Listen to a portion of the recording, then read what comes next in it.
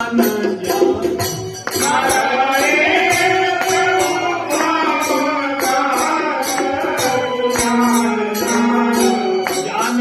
जीवन जूकी जय जय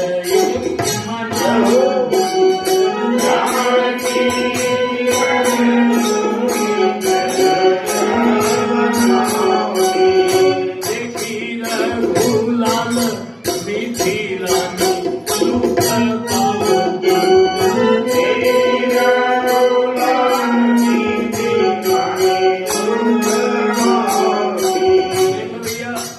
यहाँ पर गोस्वामी जी ने सखियों को सुमुखी कहा है और सुलोचनी कहा है। बाबा गोस्वामी जी का स्वभाव नहीं है नारी स्वरूप को वर्णन कहीं नहीं करते हैं, लेकिन यहाँ की हियर सही बर सही सुमन सुमुखी सुलोचनी कहा है। गुरु जी ने भाव बताया कि गुणगन गावे बहना सुछवि बसावे नैना साचो सब सुमुखी सुलोचनी। जिनके मुख से राम नाम निकले, राम की महिमा निकले, वही सुमुख है। और जिनके नेत्रों में राम बस जाए वही सुनैन है। सखियों के नेत्रों में राम जी बस गए, ये राम जी का गुण गा रही है, इसलिए ये सुमुखी सुनैनी। बाबा का सब ग्रंथ भाव से भरा हुआ है। हियर सही बर सही सुमन सुमुखी सुलोचन वृंद जाहि जहां जहां बंधु दो तह तह परमानंद। भगवान फिर गए, धनुष यज्ञशाला देखे, बच्चे लोग दिखा रहे हैं, भगवान चकित होकर देख रहे हैं, बच्चे लोग बड़े प्रसन्न हो रहे हैं। तब तक भगवान ने कहा, अरे भैया क्या है सरकार, अरे भैया बहुत देर हो गई हमको। भगवान एक बैग डरावना सा उनका चेहरा हो गया, बोले हमारे गुरुजी क्या कहेंगे, मैंने कहा था जल्दी आऊंगा। जानी विलंब त्रास जानी विलंब त्रास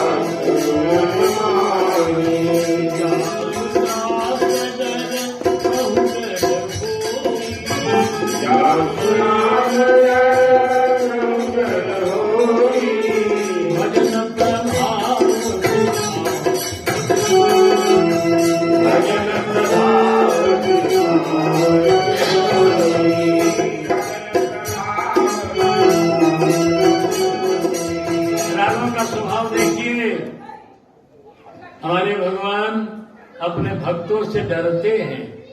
मानस में भगवान के स्वभाव का मुख्य वर्णन किया गया है, भगवान के गुणों का वर्णन किया गया है गहरे तल से। मानस को समझना ज्ञानियों का काम है। सुनता वक्ता ज्ञान निधि कथा राम के गुण। तो देखो यहाँ भगवान डर रहे हैं, यह इनका डरना कितना बढ़िया लग रहा है। सबको डराने वाले, काल को भी डराने वाले आज गुरु जी से डर रहे हैं। ये भजन की महिमा है। गुरु जी भजन करते हैं तो इनके उनसे डर रहे हैं। भैया बड़ी देर हो गई। एक बालक बोला कि हे प्रभु, हम लोग तो अपना घर द्वार भूल गए और आप अब कहते हैं कि हम जाएंगे। एक बात पहले हम लोगों को बताइए, आप तो जाएंगे ही, कि चक्रवर्ती अवध नरेश के कुमार तुम हमसे धनहीनों से स्नेह क्या बढ़ाओगे? तुम तो हो विमल विवेक सभ्यता के रूप, हमसे असभ्यों को क्यों निकट बुलाओगे? भैया आप तो चक्रवर्ती सम्राट के बेटे हो, हम लोग सामान्य बालक हैं, तो क्या हम लोगों का ये प्रेम आप निभाइएगा? मित्र आप बने हैं और आप महान हैं, हम बहुत छोटे हैं, हम लोगों के पास आपके लायक कुछ नहीं है। एक अश्रुबिंदु की ही सेवा है हमारे पास। बोलो, इसी प्रेम से, इसी धन से कहीं नीचे तो न जाओगे? हमारे पास और कोई संपत्ति नहीं है, एक आंसू का 2 बूंद है तुम्हारे लिए, तुम्हारे विरह में रोएंगे, तुम्हारे लिए हम बेचैन। तो क्या, लेकिन भले है बुरे हैं, खोटे हैं खरे हैं नाथ, सत्य कहो मित्र, हमें भूल तो न जाओगे? हमें भूलोगे तो नहीं भैया। भगवान बोले, मेरे प्यारे बच्चों, जो तुम्हारे पास है वही मैं चाहता हूं। मित्र मनमानस मैं पाके स्नेह नेत्र को स्नेह ने कमल समान सदा खिले हैं और खिलेंगे। चक्रवर्ती राज्य क्या है, त्रिभुवन का राज्य सुख भी प्रेम के मुकाबले न तूले हैं न तूलेंगे। बिंदु कवि भक्तों के, भोले भाले भक्तों के अनोखे चोखे टेढ़े सूधे वचन कबूले हैं कबूलेंगे। कारवार दुनिया के 1000 बार भूले, किंतु भक्तन के प्यार को न भूले हैं न भूलेंगे। भक्तवत्सल भगवान की जय। नहीं भूलेंगे भैया, तुझे भूलेंगे कैसे? हे प्रभु, एक बोला बालक, लखता यही रूप तुम्हारा प्रभु, छवि सिंधु में नित्य नहाया करूं। नख से सिखलाओ, सिख से नखलाओ, दृढ़ युग्म किशोर घुमाया करूं।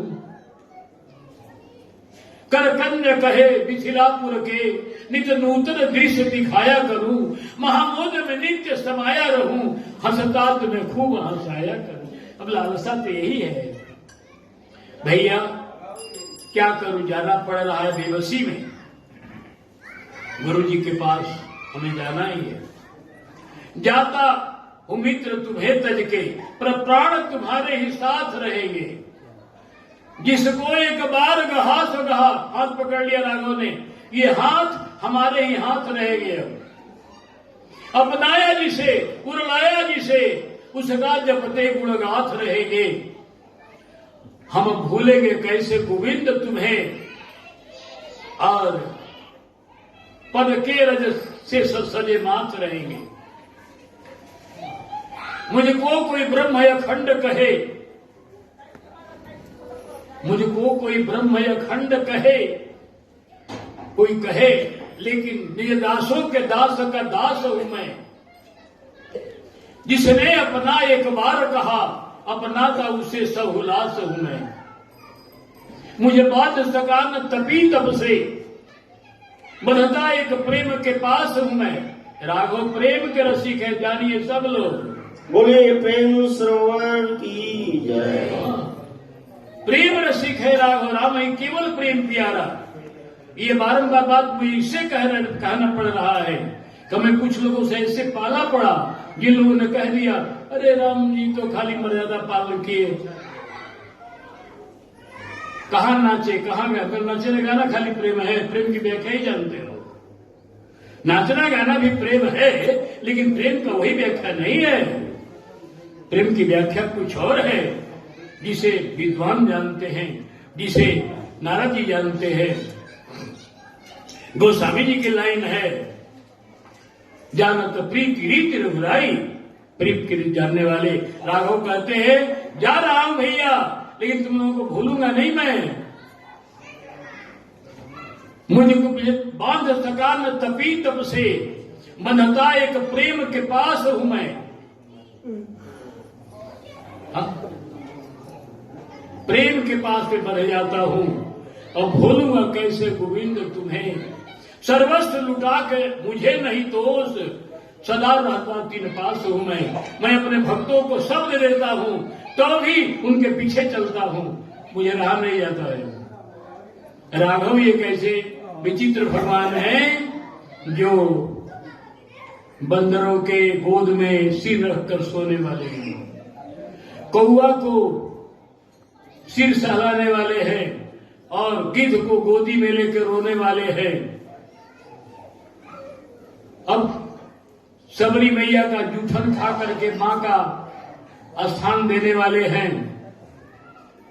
इतना प्रेम का महत्व समझने वाला कहां मिलेगा प्रसंग? इसलिए बारंबार हम कहा करते हैं कि राघव हमारे विलक्षण स्वरूप के हैं। सभी अवतार अपनी जगह पर ठीक है, किसी अवतार की निंदा हम लोग नहीं करते हैं, क्योंकि हम लोगों का सब में भाव एक है। इसीलिए इसी कारण से हमारे राम भगत कृष्ण का भजन करते हैं खूब बढ़िया से जाकर वृंदावन में। अनेकों वृंदावन में स्थान मिलेगा आपको राम भक्तों का। और हमारे राम भगत कोई कृष्ण राम में अंतर नहीं मानते, दोनों एक है, दोनों प्रेम के रसिक है, दोनों प्रेम के उपासक है, दोनों ही एक स्वरूप के हैं। जो लोग अंतर मानते हैं पूजा ने अपना, हम कुछ कहेंगे उनके विषय में भी नहीं, तो पूजा ने अपना हम कहे कुछ कह ले जाए। हम लोग इतना छोटी मुंह बड़ी बात करने से अपराध हो जाएगा, लेकिन इतना हम जानते हैं हमारे गुरुदेव का पंथ, हमारे गोस्वामी जी का पंथ, हमारे सूरदास का पंथ, हमारी मीरा बहन का पंथ। मीरा बहन जी ने मंत्र लिया था रैदास जी से, राम मंत्र, अब भजन किया कृष्ण का।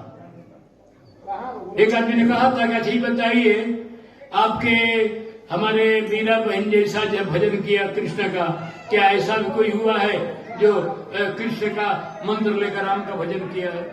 एक प्रश्न कर दिया। हम कहा कि भैया अभी इसी समय देखो हमारे यहाँ दो विद्वान आए हैं, सर्वेश्वर शरण जी और उनके भाई, दोनों राम कथा का है, दोनों हैं निमानक संप्रदाय के, दोनों ही कृष्ण के मंत्र लेने वाले, और दोनों ने राम कथा सुनाई है। तो जो उच्च कोट के विद्वान है अंतर नहीं मानते। अच्छा, हमारे राम भगत क्यों बन जाते हैं कृष्ण भगत? उसका कारण है कि हम लोग किसी को आज तक मना नहीं करते तो कृष्ण का भजन मत करना। हम लोगों का नियम है कि जो राम को हो चाहे कृष्ण को हो, जहां मन लगे वही लगाओ, जब जैसे मन लगे वैसे लगाओ। भगवान में मन लगाना है। इसलिए हमारे कोई ऐसे भी हो गए मीरा जैसे कि कृष्ण के भगत हो, लेकिन इसका मतलब ये नहीं है कि राम में कोई कमी है या कृष्ण में कोई कमी है अथवा कृष्ण में कोई विशेषता है। नहीं, दोनों एक है। एक दूसरे को छोटा बड़ा कहना वो जाने कहने वाले हम लोग नहीं कहते। हमारे गुरुदेव की परंपरा नहीं है, हमारे गोस्वामी जी की परंपरा नहीं।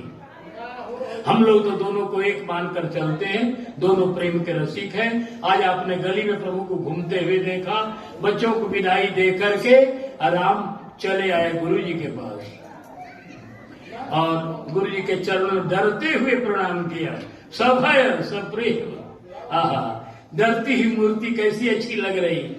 सभय सप्रेम विनीत अति सप्र से दो भाई, गुरुपद पंकज नाय सिर बैठे आए उस पर।